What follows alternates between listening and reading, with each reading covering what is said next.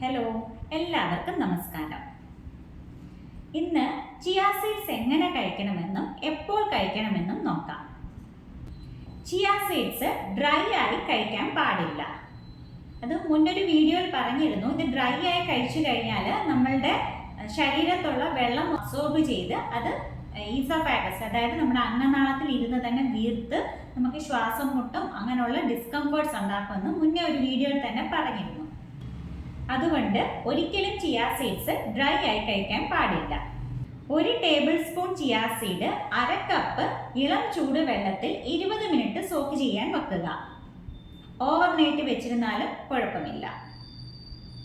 അതിനുശേഷം കുറച്ച് നാരങ്ങ നീരും തേനും ചേർത്ത് കഴിക്കുക.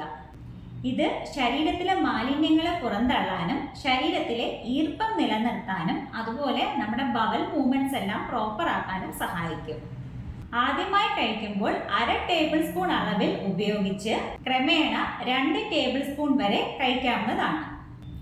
നമ്മുടെ ഡൈജഷൻ ആക്റ്റീവ് ആയിരിക്കുന്ന ബ്രേക്ക്ഫാസ്റ്റ് ടൈമിലോ ലഞ്ച് ടൈമിലോ വേണം ചിയാ സീഡ്സ് കഴിക്കാൻ.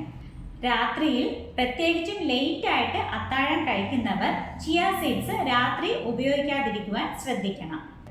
ഇതിലടങ്ങിയിരിക്കുന്ന നാരുകൾ ദഹിക്കാൻ പ്രയാസമായതുകൊണ്ട് രാത്രിയിൽ കഴിക്കുമ്പോൾ ഇത് വയറുപെരുക്കത്തിനും ഹെവിനെസ്സിനും ഒക്കെ കാരണമാകുന്നു.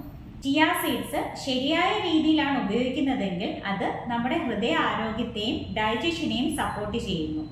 നേരെ മറിച്ച് തെറ്റായ രീതിയിൽ ഉപയോഗിക്കുകയാണെങ്കിൽ ഇത് സീരിയസ് ആയിട്ടുള്ള ഹെൽത്ത് ഇഷ്യൂസിന് കാരണമാകുന്നു. വീഡിയോ ഇഷ്ടമായാൽ മറ്റുള്ളവരുടെ അറിവിലേക്കായി ഷെയർ ചെയ്യുക. വീണ്ടും മറ്റൊരു വീഡിയോയിൽ കാണാം.